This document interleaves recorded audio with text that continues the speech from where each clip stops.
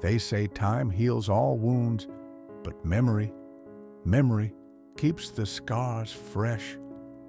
Have you ever wished to forget something, a person, a moment, a mistake?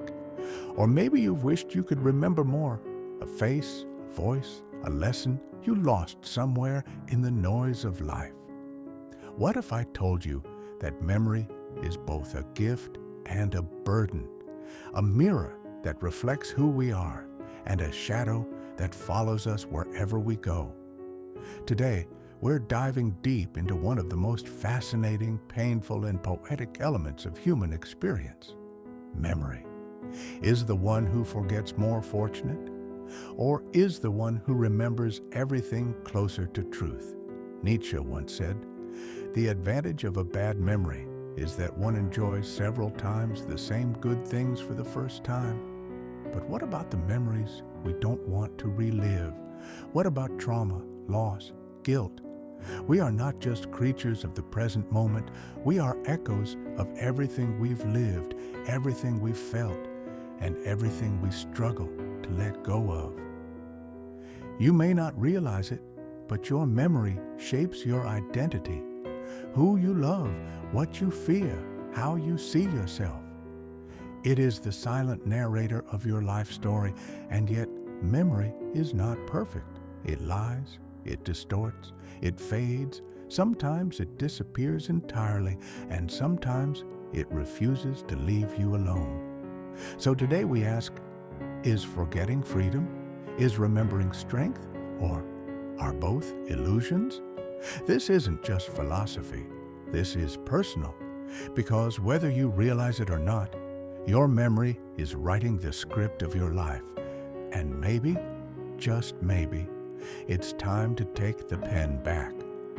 Why do we forget? You may think forgetting is a flaw, a weakness, a failure of your mind. But what if I told you forgetting is one of the most powerful tools you have for survival? Your brain is not just a storage unit, it's an editor. It's constantly choosing what stays and what fades, not based on truth, but based on function. You forget not because you're broken, but because you're alive. Sigmund Freud called this repression, when the mind pushes unbearable thoughts out of consciousness to protect you. But modern psychology calls it adaptive forgetting. It's your brain's way of pruning the past, making space for what matters now. Imagine if you remembered every face you saw, every sound you heard, every heartbreak you endured. You would be overwhelmed, paralyzed. Your life would become noise. "We forget because we must," wrote William James, the father of American psychology. "If we remembered everything, we should be as ill as if we remembered nothing." And yet, forgetting has a cost. We lose lessons. We repeat mistakes. We misplace pieces of ourselves. But maybe that's the point. Maybe forgetting isn't a defect. It's a design. Your memory is not a perfect archive. It's a survival mechanism. It doesn't serve truth. It serves you. And sometimes, in order to keep going, you have to let something go. Some memories don't ask permission. They just return. A scent, a sound, a glance that resembles someone you once knew. And suddenly, you're not here anymore. You're back there. Back in the room where your voice trembled, back in the moment when your trust shattered, back in the silence that screamed louder than words. This is the power of emotional memory. It lives in the body, not just the brain. Bessel van der Kolk, a pioneer in trauma research, wrote, "The body keeps the score," meaning even when you try to forget, your nervous system remembers. The racing heart, the shallow breath, the tension in your jaw when someone raises their voice. That's memory too, just not the kind you can put into words.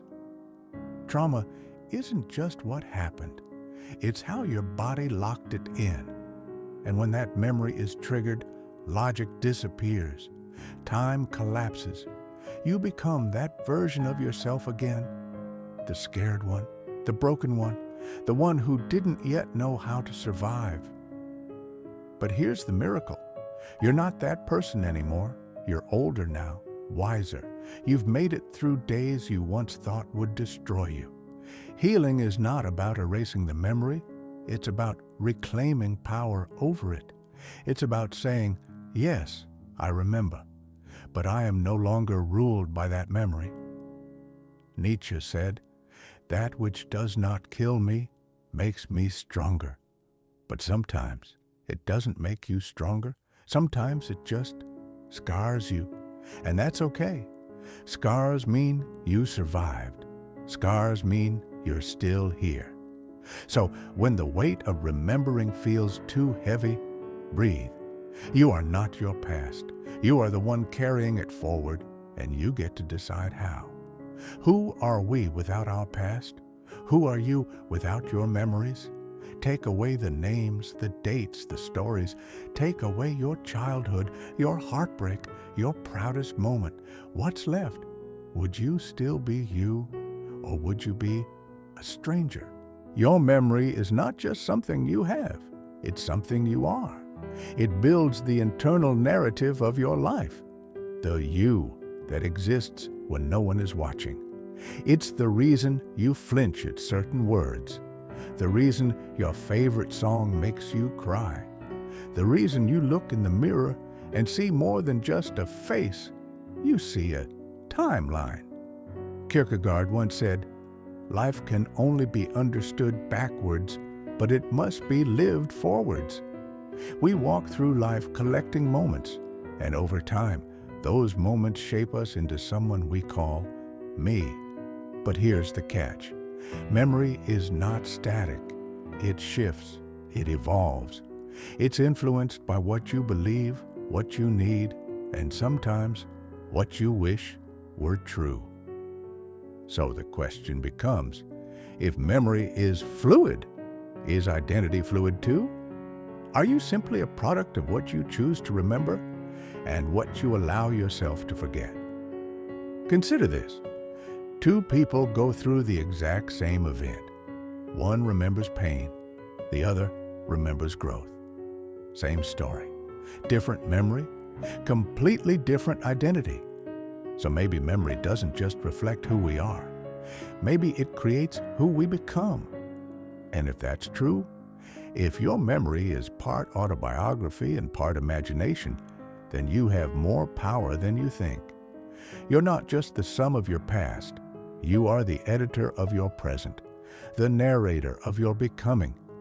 Across centuries, the greatest minds have wrestled with the same haunting question. Is memory a gift or a curse? Friedrich Nietzsche saw forgetting not as a failure, but as a strength. Without forgetting, he wrote, happiness would be impossible. To him, memory could become a form of cruelty, a chain that binds us to past pain, past shame, past identities. Nietzsche believed that to create something new, to become someone new, we must first forget who we used to be.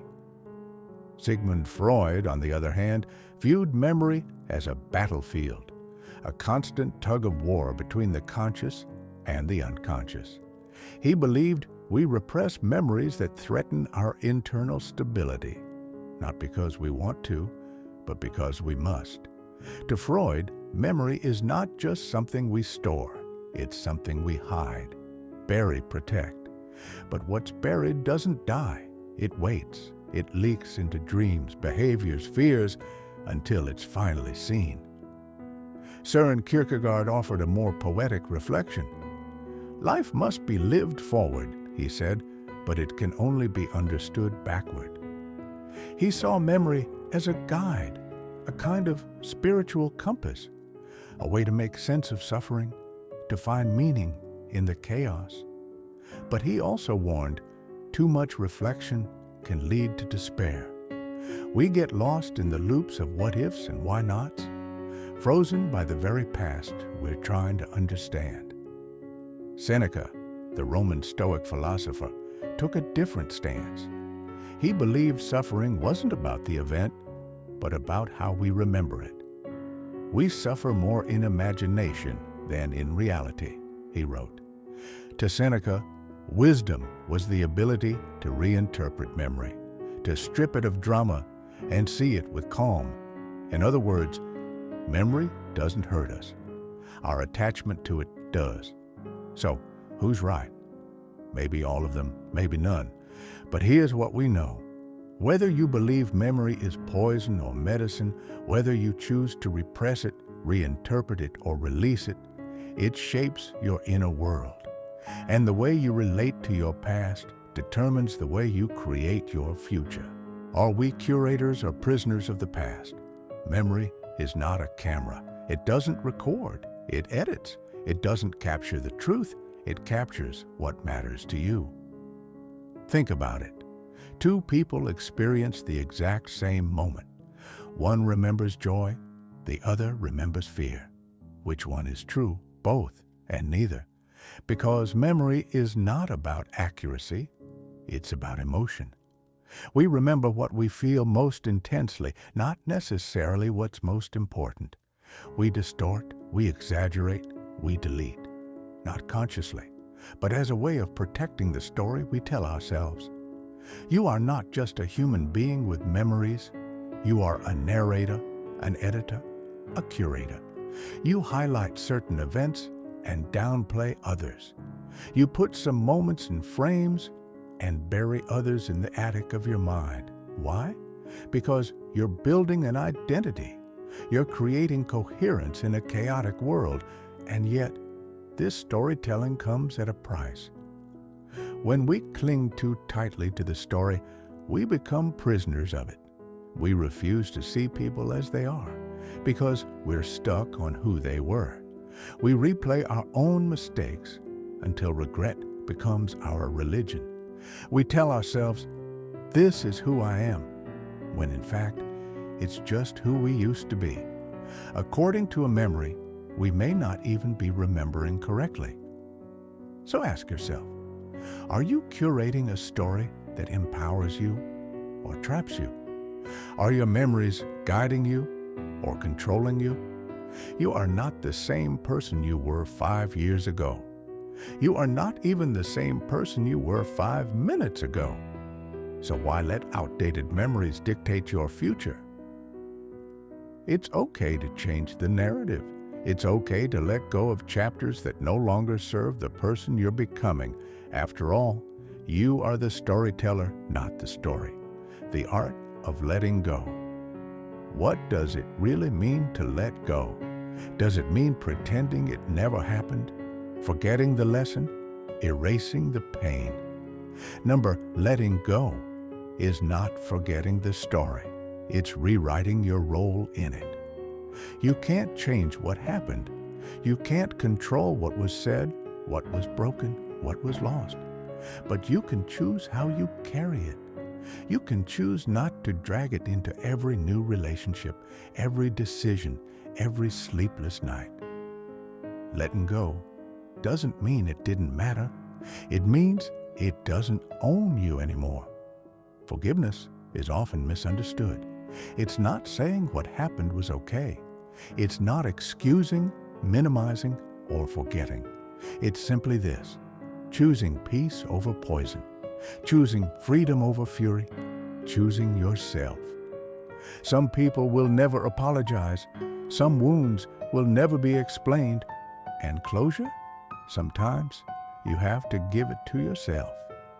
Seneca said, "Time heals what reason cannot." But that only works if you stop reopening the wound. You don't need to relive the moment to learn from it. You don't need to remember every detail to move forward. Sometimes forgetting isn't weakness, it's wisdom. So, if you're still holding on to guilt, to grief, to ghosts, ask yourself, what is it costing you? Your peace? Your growth? Your future? Letting go isn't about forgetting the past. It's about honoring it without being defined by it. You're allowed to outgrow who you were. You're allowed to evolve beyond your pain. You don't owe your past a lifetime. You owe yourself a beginning. Memory is not only a burden or a prison, it is also a bridge that connects you to those you love, to moments of joy, of laughter, of tenderness. Think about the faces of the people you cherish, the lessons they taught you, the words that still echo in your heart. Memory keeps love alive long after people are gone. It's also a teacher. It whispers lessons you might otherwise forget. The price of trust, the value of kindness, the warning signs of pain. Your memories are your legacy. They are the stories you pass down to your children, your friends, your community. Marcus Aurelius said, "The soul becomes dyed with the color of its thoughts."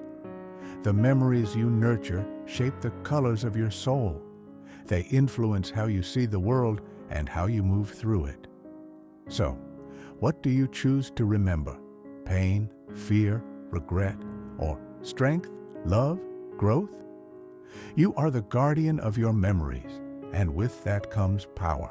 Power to heal, power to connect, power to transform. Memory, then, is a choice, not just what you have, but what you keep. And in keeping the right memories, you shape not only who you are, but who you will become. We live in an age where memory is no longer just in our minds. It's in the cloud, on servers, in endless streams of photos, videos, texts, and posts. Our memories are digitized, captured in pixels and bytes, available anytime, anywhere. This new frontier changes everything. On one hand, technology gives us power. We can revisit moments instantly, reconnect with forgotten faces, preserve memories indefinitely. But on the other hand, it also creates challenges. What happens when memory is outsourced? When we rely on devices to remember for us? Does it make us freer or lazier? Social media shapes what we remember, highlighting some moments, burying others. It creates curated versions of our lives, highlight reels, edited narratives. And what about forgetting? In a world where everything is saved, is forgetting still possible? Is it even desirable? Nietzsche warned us, "He who has a why to live can bear almost anyhow." Maybe now, more than ever, we need to find our why amidst the flood of memories. Because memory, digital or not, is still about meaning. It's about what we choose to keep and what we choose to let go. The digital age asks us, can we be the masters of our memories, or are we becoming their slaves? Memory is a mystery. It is neither fully known nor fully understood.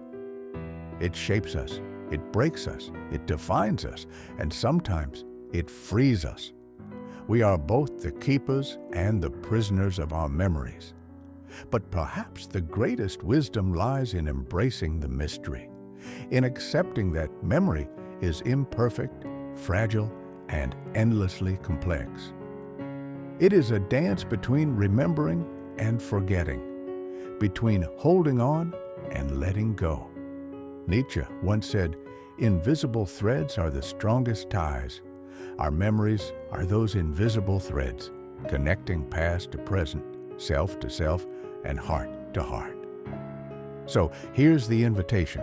Embrace your memories, honor them, learn from them, but don't be owned by them.